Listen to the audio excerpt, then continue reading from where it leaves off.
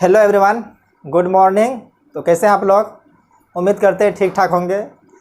तो आज electrostatic potential and capacitance series का लेक्चर नंबर 7 होने वाला है और आज हम लोग पढ़ने वाले हैं पोटेंशियल ड्यू टू डायपोल। इससे पहले हम लोग सीख चुके हैं पोटेंशियल निकालने के लिए पॉइंट चार्ज की वजह से हो चाहे स्फीयर की वजह से है। अगर आपको थोड़ा पहले की बातें याद दिलाएँ तो डायपोल की वजह से हम लोग इलेक्ट्रिक फील्ड निकालना सीख चुके हैं। अगर बहुत से बच्चों को याद भी होगा, उसके एक्सिस पे निकालते थे, इक्वाटोरियल पोजीशन में निकालते थे और कोई एक जनरल पॉइंट पे निकालते थे। तो आज भी हम लोग इस तरह करने वाले हैं, लेकिन आज क्या करेंगे, पोटेंशियल निकालने वाले हैं डायपोल की वजह से। तो देखिए, तो आज का हेडिंग क्या है, तो potential due to an electric dipole. जो लोग नए हैं उनको बता देते हैं, मेरा नाम आफ्ताब सिद्दीकी और ये हमारा आपका प्यारा सा चैनल जुबिलेंट फिजिक्स। अगर आप लोग नोट्स बनाना चाहते हैं तो साथ साथ बना भी सकते हैं, और नहीं बनाना चाहते हैं तो डिस्क्रिप्शन में लिंक मिल जाएगी, वहाँ से आप लोग डाउनलोड कर सकते हैं। तो इतनी सारी बातें के बाद चलिए टॉपिक स्टार्ट किया जाए। Potential due to an electric dipole. चाहे तो मैं सिर्फ डायपोल भी कर सकते हैं और इलेक्ट्रिक डायपोल लगा देते हैं थोड़ा अच्छा सा, क्योंकि हम लोग इलेक्ट्रोस्टैटिक्स के चैप्टर के ही अंतर्गत ये आ रहा है। तो चार्ज के बारे में जब भी बात करेंगे तो इलेक्ट्रिक से रिलेटेड होगा। तो इससे पहले हम लोग इलेक्ट्रिक डायपोल के बारे में जब इलेक्ट्रिक फील्ड निकालना सीखे थे तो वहाँ पे 3 पॉइंट की वजह से निकालना सीखे थे। पहले क्या, एक्सिस पे, उसके बाद इक्वाटोरियल पे और उसके बाद किसी जनरल पॉइंट पे निकाले थे। तो आज वो ऐसे ही कुछ करने वाले हैं। अगर आप लोगों को याद होगा तो पॉइंट चार्ज की वजह से मान करके चलिए, अगर ये को पॉइंट चार्ज क्यू है तो इसके आर डिस्टेंस पर अगर पोटेंशियल दिखे तो वही क्या है था, V = KQ/R। लेकिन यहाँ अब जो आने वाला है वो KQ बाय मान के चलिए आने वाला है, जो इन्वर्सली प्रोपोर्शनल टू R² आएगा इस टर्म में। तो उस तरह से इलेक्ट्रिक फील्ड में भी क्या होता है कि इलेक्ट्रिक फील्ड पॉइंट चार्ज की वजह से इन्वर्सली प्रोपोर्शनल टू R² होता है, लेकिन डायपोल की वजह से निकालते हैं तो इन्वर्सली प्रोपोर्शनल टू R³ हो जाता है। तो यहाँ भी ऐसा ही कुछ होने वाला है। तो देखिएगा, इसको तो कुछ घबराने की बात नहीं है, बस बेसिक से चलेंगे, सब कुछ समझ में आएगा आप लोगों को। तो चलिए, तो फर्स्ट केस डिस्कस कर लेते हैं।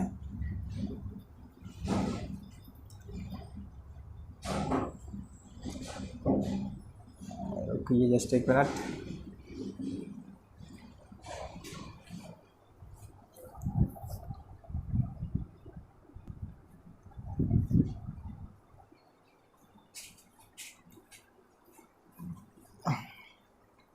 तो चलिए फर्स्ट केस डिस्कस कर लेते हैं। फर्स्ट केस में क्या निकालना है, on the axis of dipole, on the axis of dipole eight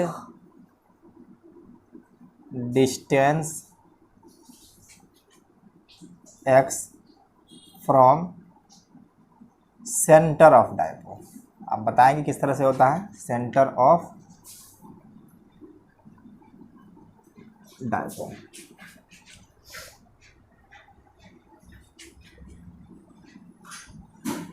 तो देखिए यहाँ पे किस तरह करने वाले हैं।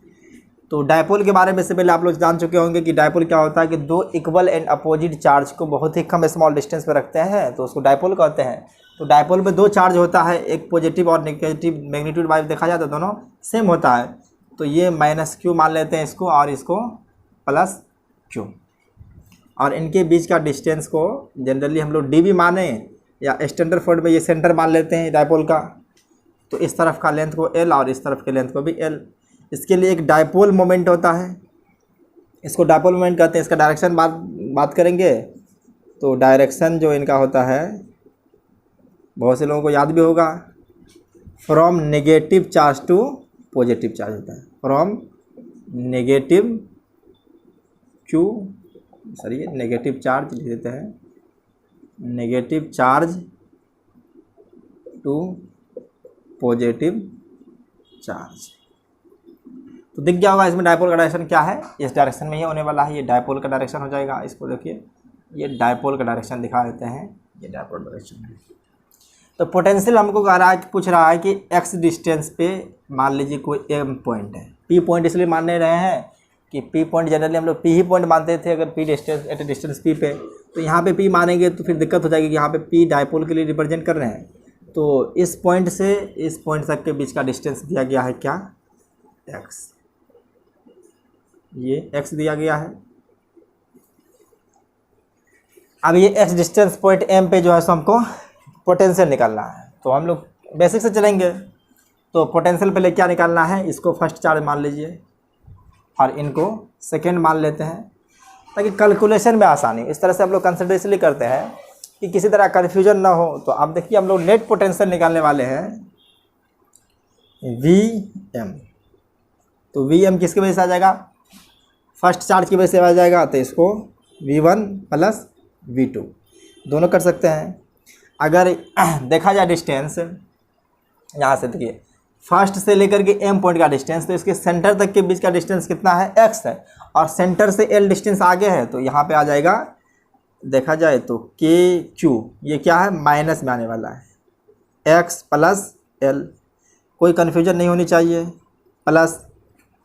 उसके बाद देखिए सेंटर से लेकर के M तक का डिस्टेंस x है और यहाँ पे L डिस्टेंस पहले है। तो यहाँ से लेकर इस बीच का डिस्टेंस जो है आने वाला है वो x माइनस L आ जाएगा। तो KQ तो सेम रहेगा, इस पर चार्ज क्या है, पॉजिटिव है, तो इस बार x माइनस L आ जाएगा। तो KQ को कांस्टेंट मान करके बाहर कर लेते हैं। तो KQ क्या है, कांस्टेंट है। तो प्लस वाले को पहले कर लेते हैं, x माइनस L, माइनस में x प्लस L। तो देखिए किस तरह से आने वाला, दोनों का एलसीएम निकाला जाए तो आप लोगों को याद होगा कि इन दोनों का एलसीएम क्या आ जाएगा, मल्टीप्लिकेशन आ जाएगा। और मल्टीप्लिकेशन क्या है, a माइनस बी और a प्लस बी, तो a square minus B square. तो इस तरह से ही आने वाला है। तो a स्क्वायर के जब क्या हो जाएगा, x square minus L square, और ये x प्लस L ऊपर आ जाएगा, x प्लस L ऊपर आ जाएगा, और ये माइनस सिंबल है। तो ये x क्या है, प्लस में है, तो प्लस माइनस माइनस हो जाएगा, माइनस x, और ये माइनस है, तो ये एक माइनस ये और ये एक माइनस ये, तो माइनस माइनस क्या हो जाएगा, ये प्लस L हो जाएगा। तो देखिए x x कैंसिल होने वाला है। तो यहाँ से आ जाते हैं हम लोग। तो Vm जो आने वाला है वो Vm आने वाला है KQ into 2L divide by x square minus L square, ये L स्क्वायर है। थोड़ा सा आप लोगों को याद दिला दें कि ये डायपोल मोमेंट का जो डायपोल मोमेंट निकालते थे, चार्ज ऑन एनी पॉइंट, यानी कि दोनों में से कोई चार्ज एक का मैग्नीट्यूड लेना है, उसके बाद उनके बीच का डिस्टेंस, तो बीच का डिस्टेंस क्या होता था, 2L। तो देखिए यहाँ पे Q इंटू 2L आ चुका है, तो हम इसको P भी लिख सकते हैं, KP divide by x square minus L square. ये Vm आ गया, Vm पॉइंट पे आ गया है।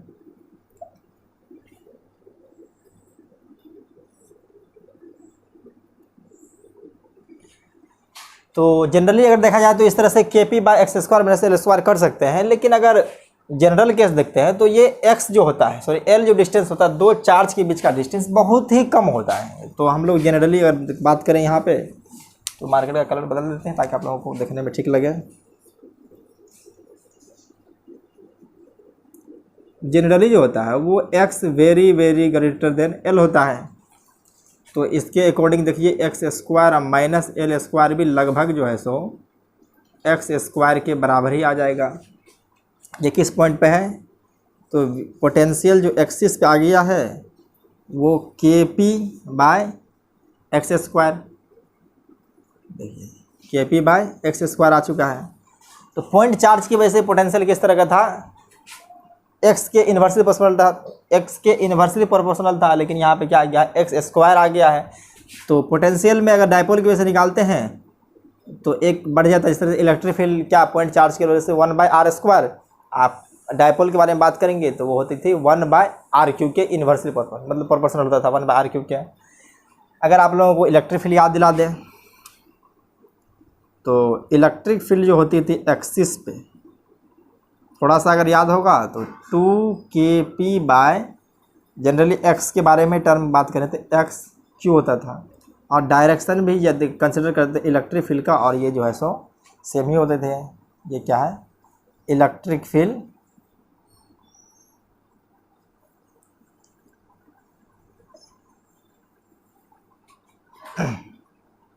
ऑन एक्सियल पॉइंट पे, ये एक्सियल पॉइंट पे होती थी। तो बेसिक चीज़ थी, इसमें कुछ करना ज़्यादा नहीं था। आप लोगों को बस दिख गया होगा कि दोनों, एक चार्ज को मान लिए फर्स्ट चार्ज, दूसरे को सेकंड चार्ज, दोनों के बीच सेपरेटली निकाल करके हम लोग क्या स्केलर में थे। पोटेंशियल क्या है, स्केलर क्वांटिटी है, तो इनको स्केलर की तरह ही ऐड करेंगे। तो उनको स्केलर की तरह ऐड करने के बाद जो हमारा रिजल्ट कहा गया है, एक्सिस पे देखा जाए तो पोटेंशियल एट एक्सियल पॉइंट पे Kp/x² आएगा। तो इसके बाद हम लोग क्या इक्वाटोरियल डिस्कस कर लेंगे। तो इसको लिखिए, आप लोग पॉज करके लिख लीजिए। तो चलिए हम लोग सेकेंड केस लेते हैं। कहाँ रखेंगे इस बार, इक्वाटोरियल पोजीशन में रखेंगे। तो इक्वाटोरियल क्या होता है, ऑन द परपेंडिकुलर बाइसेक्टर को ही कहते हैं। सेकेंड में क्या हो जाएगा, on perpendicular bisector of dipole, इसी को क्या कहते हैं, इक्वाटोरियल पोजीशन भी कहते हैं। इक्वाटोरियल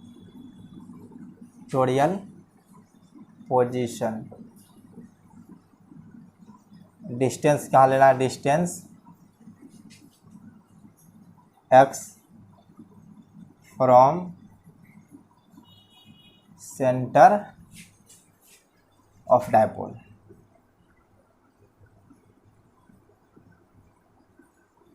तो इस बार भी वही लेना है, x डिस्टेंस पे लेना है, लेकिन इस बार क्या है, इक्वाटोरियल पोजीशन पे लेना है। तो देखिए इक्वाटोरियल पोजीशन क्या होता है।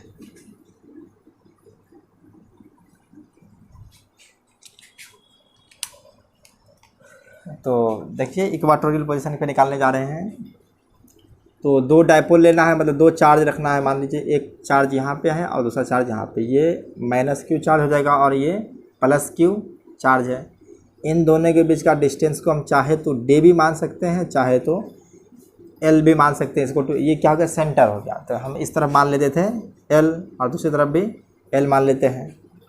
आप कह रहे हैं इसके परपेंडिकुलर बाइसेक्टर ले लो। तो परपेंडिकुलर बाइसेक्टर क्या है, ये परपेंडिकुलर बाइसेक्टर हो जाएगा। तो इनके एक पॉइंट यहाँ पे मान लीजिए, कोई एक आर्बिट्री पॉइंट m मान लिए हैं। क्या है, ये m मान लिए हैं। इस पॉइंट पे पोटेंशियल निकालना है। तो पोटेंशियल क्या है कि इसको फर्स्ट चार्ज मान लीजिए, इसको फर्स्ट चार्ज, इनको सेकेंड चार्ज, दोनों के वजह से हम सेपरेटली निकाल करके फिर स्केलर मेथड से ऐड कर देंगे। तो अगर ये डिस्टेंस अगर मान लिया जाए, x डिस्टेंस दिया हुआ है, ये डिस्टेंस को दिया हुआ है कितना है, साफ साफ क्वेश्चन में कह दिया कि x डिस्टेंस है। तो इसको x मान लिए हैं। तो देखिए यहाँ से लेकर के यहाँ तक का डिस्टेंस जो है सो आपको निकल जाएगा बाय पाइथागोरस थ्योरम। तो इसको चलिए हम मिला ही देते हैं, थोड़ा सा ये इस तरह से हो गया है। तो हम इसको r मान लेते हैं। अगर ये x स्क्वायर l स्क्वायर और x स्क्वायर ये भी r है, तो यहाँ से ये पॉइंट से लेकर के इस पॉइंट तक के बीच का भी डिस्टेंस को हम लोग r ही मान लेंगे। यहाँ पे r देख लीजिए क्या आने वाला है, r इक्वल टू हो जाएगा √x² plus l square, x square plus l square. तो अब क्या करना है, हम लोग को v नेट निकालना है। इस पॉइंट पे हमको पोटेंशियल निकालना। तो डायपोल क्या है, यहाँ पे डायपोल का डायरेक्शन इस बार क्या है, इस तरफ से है। तो जब हम पोटेंशियल के बारे में बात करें तो इसमें डायरेक्शन की कोई ज़रूरी नहीं है, डायरेक्शन कंसिडर किस तरह करना नहीं करना है। तो क्योंकि पोटेंशियल एक स्केलर क्वांटिटी है, तो डायरेक्शन का हम लोग उसका खास ख्याल नहीं रखते हैं। जब यही इलेक्ट्रिक फील्ड निकालते थे तो वहाँ पे डायरेक्शन को भी ध्यान में रखते थे। तो वी एम निकालिए। वी एम क्या आ जाएगा, v ड्यू टू 1 चार्ज, अब v due to second charge हो जाएगा। तो फर्स्ट चार्ज की वजह से देखिए तो क्या हो जाएगा, बीच का डिस्टेंस r है और इस पॉइंट पे निकालना है। तो पॉइंट चार्ज की किस तरह निकाल देते हैं, यहाँ पे -q चार्ज है तो माइनस साइन को बाहर कर लीजिए, -kq/r। और सेकेंड चार्ज की वजह से निकालिए तो क्या हो जाएगा, ये kq/r। तो आपको दिख रहा होगा कि दोनों अपोजिट इक्वल इन अपोजिट है, तो ये क्या है, 0 आ गया है। ये वी एम है। चाहे हम इसी को क्या कह सकते हैं, इक्वाटोरियल पोजीशन हो गया इसको, वी नेट इक्वल टू 0।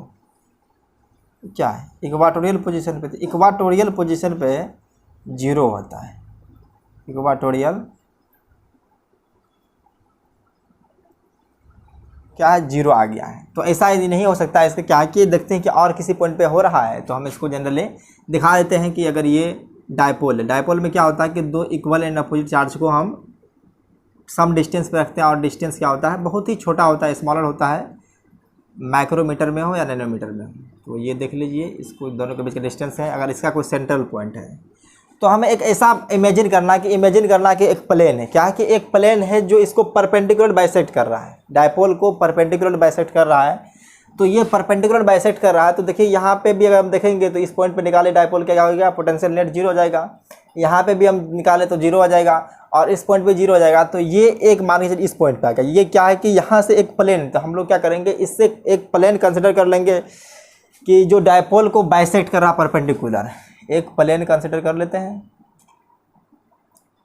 इस पर क्या करते हैं, एक प्लेन कंसिडर करते हैं। सॉरी, ये अच्छी तरह से नहीं बना।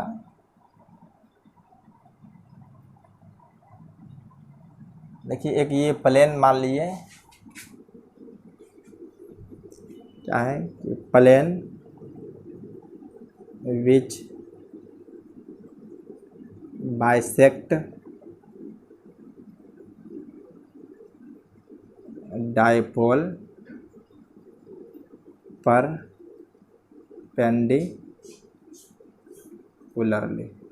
मतलब एक ऐसा प्लेन मान लिए हैं जो बाइसेक्ट कर रहा है परपेंडिकुलरली। तो यहाँ पे इस प्लेन के प्रत्येक पॉइंट पे देखेंगे एवरीवेयर, तो हमेशा पोटेंशियल क्या आने वाला है, 0 ही आने वाला है। तो अगर P = 0 आ जाएगा फॉर दिस प्लेन, मतलब इस प्लेन के बारे में बात कर रहे हैं, फॉर दिस प्लेन। तो आपको याद होगा कि एक ऐसा प्लेन, मतलब क्या है कि इसके प्लेन के किसी भी पॉइंट पे हम देखते हैं तो पोटेंशियल क्या है, नेट पोटेंशियल 0 ही है। तो आपको दिख रहा होगा कि कोई ऐसा प्लेन जिसके क्या है कि प्रत्येक जगह पे पोटेंशियल सेम होती है, तो लास्ट क्लास में पढ़ चुके हैं, इक्विपोटेंशियल सरफेस कहते हैं। तो अभी उसी के बारे में कहते हैं कि ये जो आ गया है, क्या है कि प्लेन सरफेस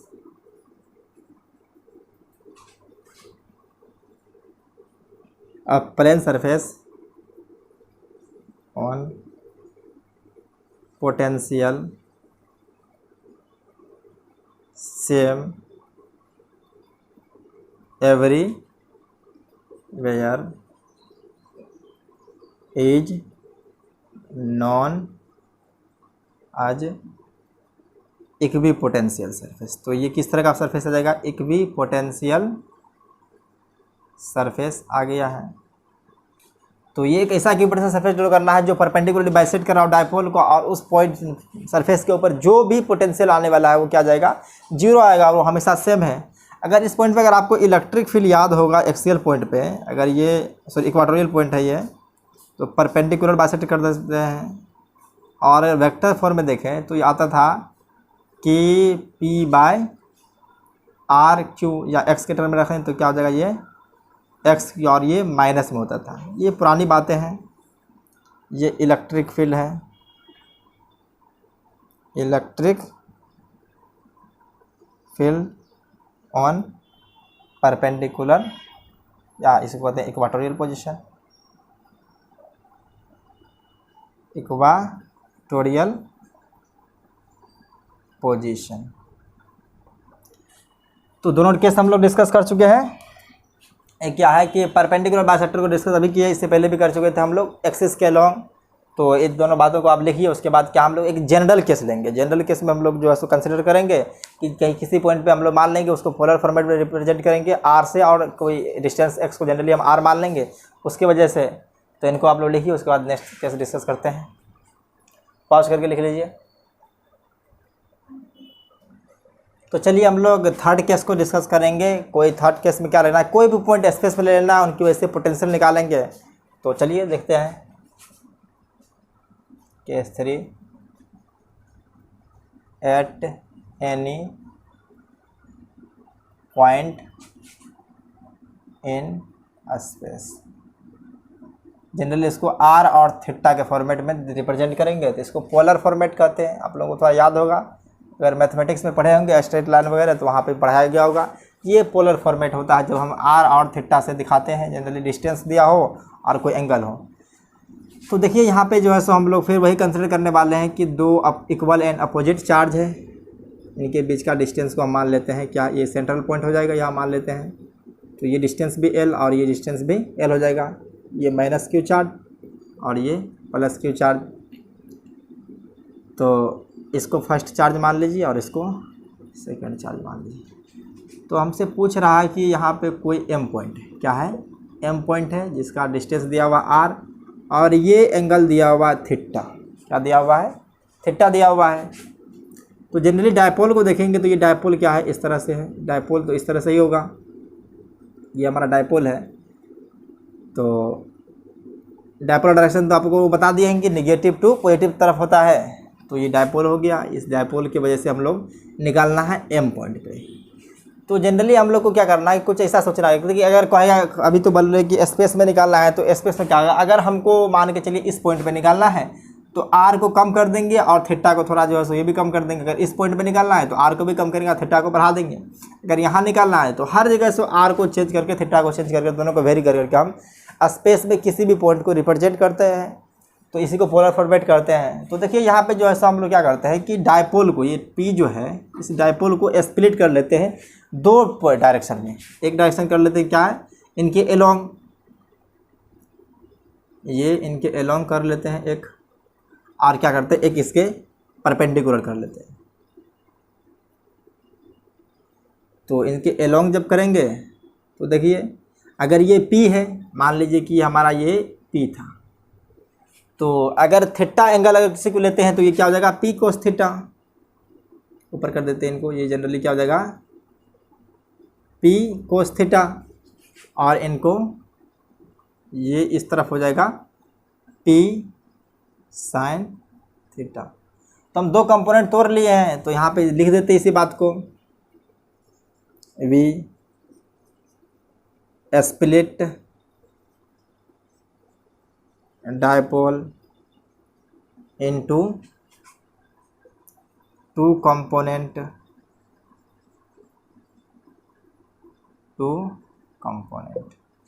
तो फर्स्ट क्या किए हैं हम, एक P कोस थीटा, एक दूसरा आ गया है P साइन थीटा। अब दोनों के वजह से हम क्या है कि एक के लिए देखा जाए तो एक्सियल पॉइंट आ जाएगा, एक के लिए एक्सियल पॉइंट आ जाएगा, और सेकंड दूसरे के लिए देखा जाए तो ये इक्वाटोरियल पॉइंट आ जाएगा। अभी हम लोग एक्सियल पे भी सीख चुके हैं और इक्वाटोरियल पे सीख चुके हैं, तो दोनों की वजह से हम लोग निकाल सकते हैं।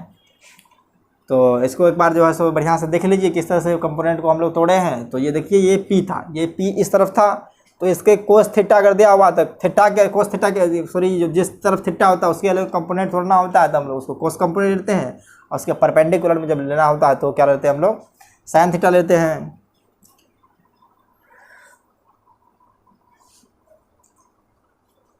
तो आप देखिए आप इनके वजह से दोनों की वजह से निकाल लेंगे। तो पहले क्या है कि फोर कंपोनेंट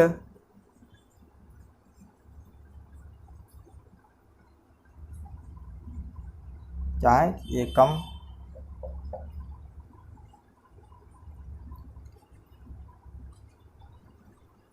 चलिए पोटेंशियल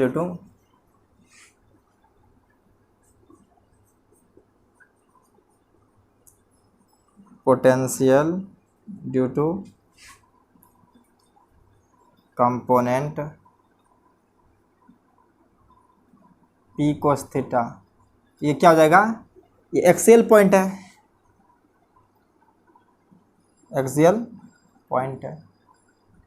तो एक्सियल पॉइंट पे किस तरह से निकाल देते हैं, अगर V निकालना है एक्सियल पॉइंट पे, V एक्सिस के लोग लिख सकते हैं।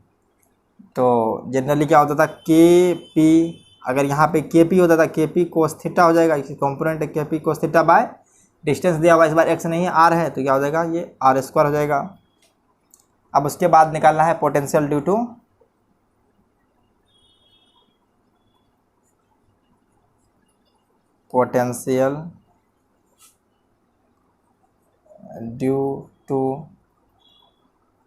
कंपोनेंट P साइन थीटा, ये क्या हो जाएगा इक्वाटोरियल हो जाएगा। तो इक्वाटोरियल पोजीशन पे क्या होता है कि अगर देखा जाए तो इसको परपेंडिकुलर बाइसेक्टर की तरह दिखाते हैं, तो इनके वजह से तो पोटेंशियल जीरो ही होता है। अगर नेट पोटेंशियल के बारे में बात करें हम, तो नेट पोटेंशियल जो हमारा आ जाएगा वो क्या हो जाएगा, K P cos theta by R square ही आ जाएगा, K P cos theta divide by R square. तो ये किसी जनरल पॉइंट पे आ गया है। अब हम इससे क्या एक्सियल पॉइंट पे और इक्वाटोरियल पॉइंट पे निकालते हैं। अगर हम जनरली हम एक्सियल पॉइंट पे निकालेंगे, एक्सियल पॉइंट क्या है, अगर इसको फर्स्ट केस मान लेते हैं, एक्सियल पॉइंट पे इसी फार्मूला का इस्तेमाल करके हम लोग निकालते हैं कि सेटिस्फाई कर रहा है कि नहीं कर रहा है। तो एक्सियल पॉइंट है, तो एक्सियल पॉइंट पे आपको याद होगा थीटा इक्वल टू तो जीरो ही होता था, क्या है, जीरो ही है।